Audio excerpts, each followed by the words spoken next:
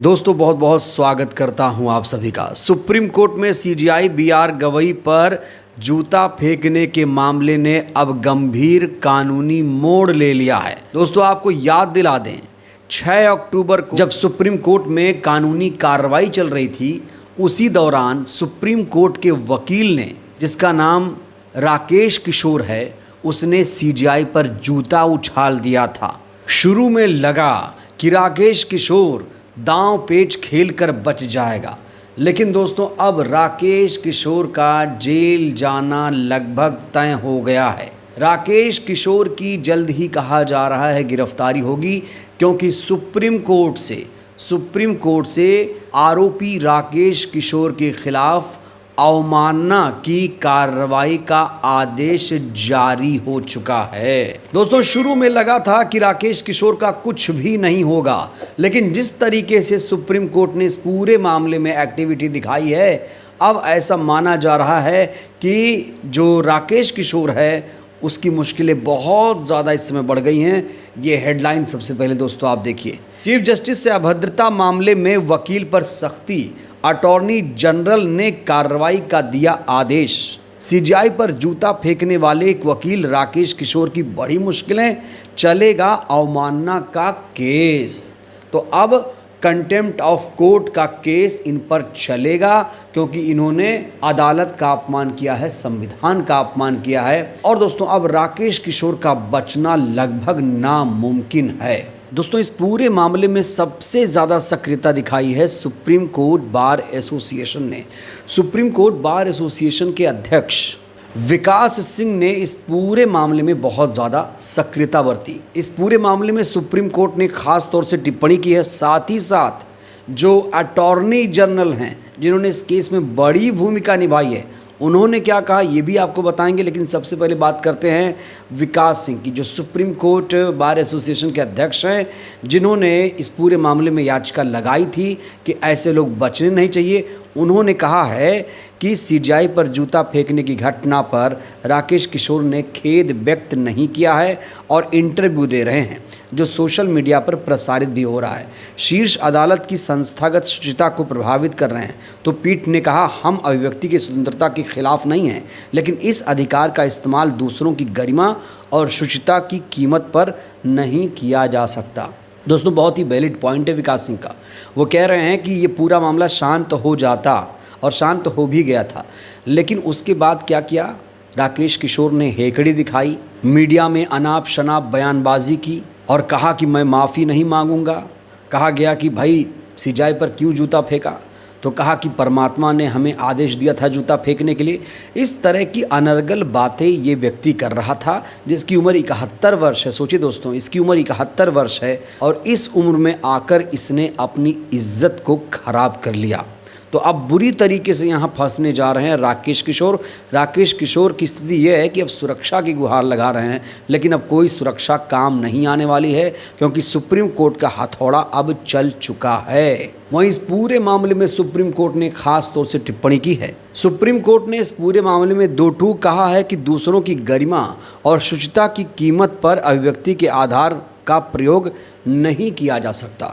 CJI पर जूता फेंकने वाले वकील राकेश किशोर से जुड़े मामले पर सुनवाई के दौरान शीर्ष अदालत ने ये टिप्पणी की है। जस्टिस सूर्यकांत और जस्टिस जय माल्या बागची की पीठ ने ये टिप्पणी उस समय की जब सॉलिसिटर जनरल तुषार मेहता और वरिष्ठ अधिवक्ता विकास सिंह, जो सुप्रीम कोर्ट बार एसोसिएशन के अध्यक्ष भी हैं, उन्होंने 71 वर्षीय अधिवक्ता राकेश किशोर के खिलाफ अवमानना कार्रवाई की याचिका पर तत्काल सुनवाई की मांग की। और जैसे ही विकास सिंह ने तत्काल राकेश किशोर के खिलाफ अवमानना कार्रवाई की मांग की, तुरंत जो अटॉर्नी जनरल हैं उन्होंने इसकी मंजूरी दे दी है। उन्होंने राकेश किशोर के खिलाफ अवमानना की कार्रवाई का तुरंत आदेश जारी कर दिया।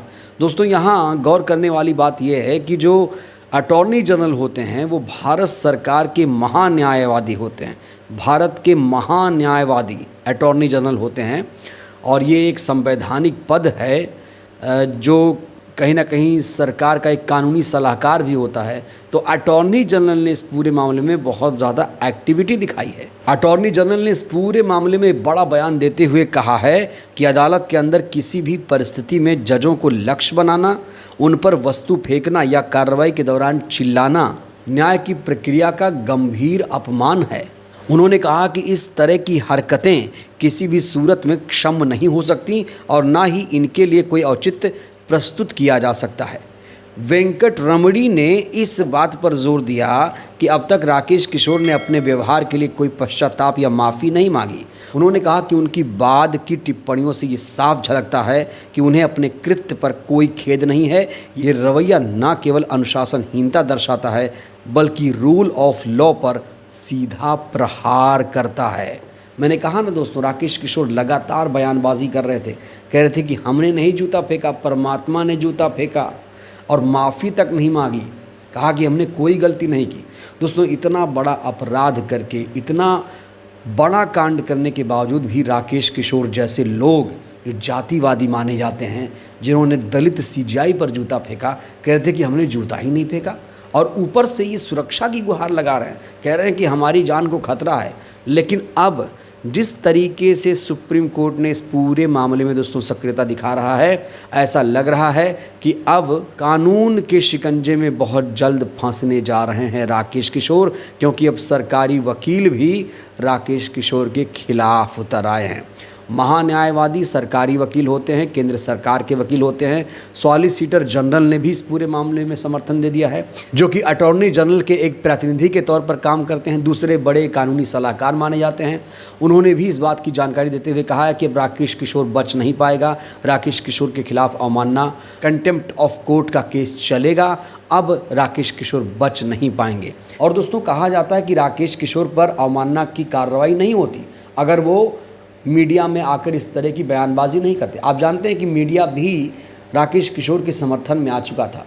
मीडिया भी राकेश किशोर के कृत्य को ग्लोरीफाई कर रहा था। वही मीडिया जो जातिवादी मीडिया है, मनु मीडिया है, गोदी मीडिया है, जो लगातार कहीं ना कहीं हिंसा को प्रमोट करता है, हिंदू मुसलमान के बीच में खाई पैदा करता है, बेरोज़गारी, महंगाई, गरीबी पर बात नहीं करता है, लोकतंत्र का चौथा स्तंभ है जो कि सड़ चुका है। वो मीडिया ऐसे लोगों को प्रमोट कर रहा था जो सीजीआई का अपमान कर रहे थे, संविधान का अपमान कर रहे थे, सुप्रीम कोर्ट का अपमान कर रहे थे।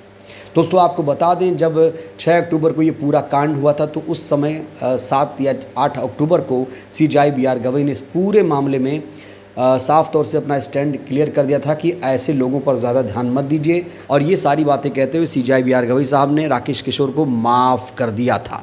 लेकिन अब जिस तरीके से इस पूरे मामले ने नया कानूनी मोड़ लिया है, उससे साफ तौर से जाहिर हो रहा है कि अब राकेश किशोर का जेल जाना तय है और बहुत जल्द गिरफ्तारी के आदेश भी सुप्रीम कोर्ट की तरफ से आ सकते हैं, क्योंकि पूरा सुप्रीम कोर्ट इस समय राकेश किशोर के खिलाफ आ गया है। सरकारी वकील भी जब खिलाफ आ गए हैं, सुप्रीम कोर्ट बार एसोसिएशन भी खिलाफ आ गया है, और सुप्रीम कोर्ट के तमाम जजेस पहले से ही नाराज़ थे। तो कुल मिलाकर राकेश किशोर की जो ज़िंदगी है आने वाले दिनों में तबाह होने वाली है।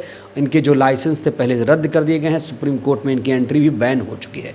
बहरहाल दोस्तों, इस वीडियो में इतना ही। क्या लगता है, क्या राकेश किशोर को सज़ा मिल पाएगी? कितनी सज़ा मिलनी चाहिए इसके कृत्य के लिए? आप लोग इस पूरी घटना को लेकर क्या सोचते हैं? राय दीजिए। बहुत बहुत धन्यवाद।